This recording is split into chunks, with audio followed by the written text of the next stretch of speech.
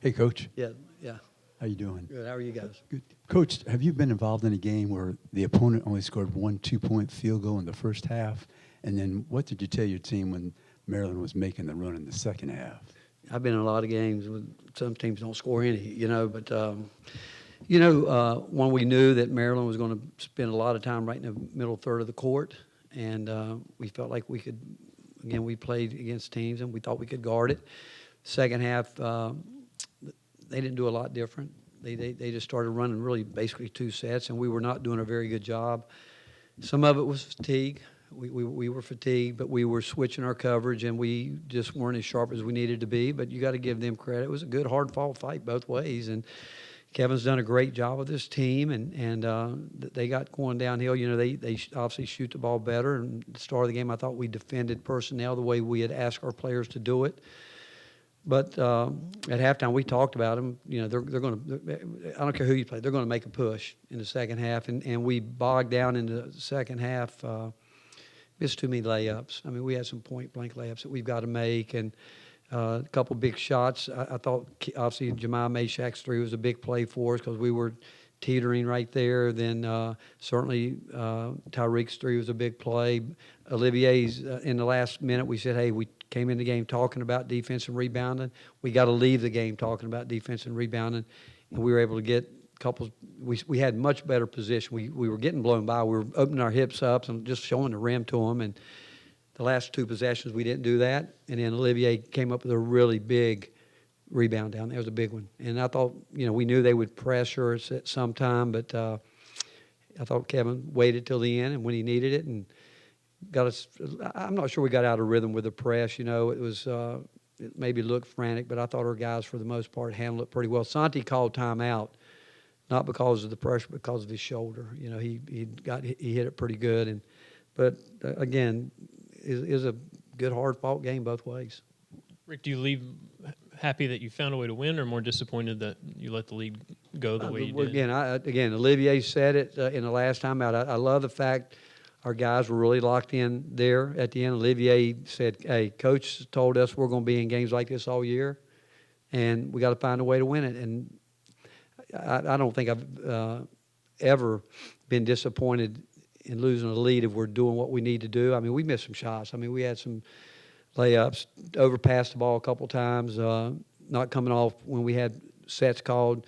When like Tyreek came off that set, shot it, as opposed to coming off thinking I got to go downhill with it.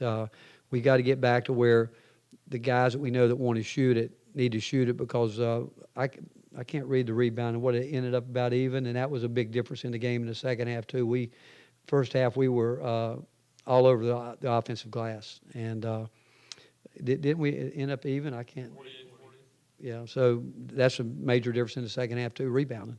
But we missed a lot of shots too that gave them the opportunity to rebound the ball. But again, I'm proud of our guys. It's a heck of a win. I mean, it wasn't going to be easy, and like I said, we're going to be in a bunch of them. Been in a bunch of them, certainly in Atlantis, and might as well get used to it. And the way we handled it, I thought our guys were good with it. When did y'all know that Jonas wasn't going to be able to go? And He hasn't done anything in 2 days, and so we. That's the great thing about it when somebody you don't want to see anybody get sick or be out, but. I told our guys, regardless of what we got enough. And I'm really happy for Tobey. I really am. And he's a guy that, what he did today, what we knew he was about. He's a rebounder, and he's a force. And he goes and gets, and as he continues to get minutes, it's going to be, and his preparation coming in, like he talked about it. We spent time with him. I was with him last night showing him some stuff, and then today the coaches sit down with him and make sure he understood the assignments on defense, but he embraced it, and he really played well. And Santi, for not practicing really for a week, I thought gave us as much as he could. And we were tired. Julian's tired. There's no question. He's tired right now, but this week off will help him. 21-8 offensive rebounding advantage is what was the significance of that? It's again when you're missing layups and missing shots, you better go get some. And even Julian at the end, he missed one and missed the stick back. But turnovers, how many turnovers we end up having? 11, and I think we had 3 or 4 at halftime. And and some of them at the end, we were just putting the ball in the wrong guy's hand at the wrong place. You know, Zakai does such a terrific job. He was getting too deep a little bit. We were getting up against the shot clock, and that's not how we want to play, but some of that's fatigue, and we weren't at any point in time trying to hold the ball. It's just, again, you got to give Maryland credit. They were patient, and I'll go back. We still are going to have to shoot shots when we're open. With Tobe, he ended up playing 17 minutes. Does that number surprise you at the end of the game, or is that just a byproduct of him getting in there and getting after it and making some plays? I don't know if I'm surprised by it because, you know, sometimes players just need an opportunity, you know, and he's put himself in position now. If I were those other guys, I'd be concerned. I would, because, you know, you can't play them all.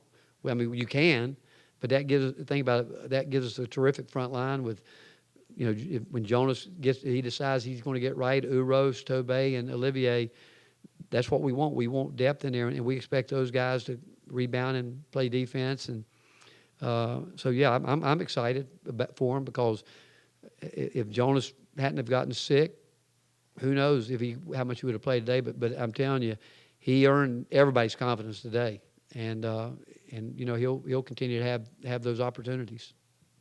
Rick, I'm wondering if this game, I don't mean the complete chaos of it, but is this sort of emblematic of what this season kind of is? I mean, the margin for error seems to be rather thin for everybody in the country right now.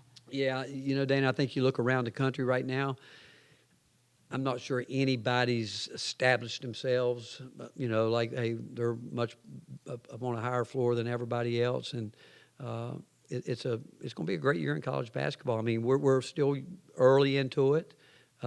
Improvement's going to be a major, you know, hurdle for everybody. You know, I mean, December, you're nowhere where you need to be. For us personally, we haven't been able to get everybody together, which in some ways you can look at it. Hey, once we get a chance to do that, it could be fun. But even without that, we have found a way, and this group has found a way. But you look around college basketball, and I haven't watched a lot of it, but yeah, there's very. You know, people tell me all the time, man, if that team's shooting well, they can beat anybody. That's true of about 150 teams in the country. You know, if you're making shots, it all looks pretty.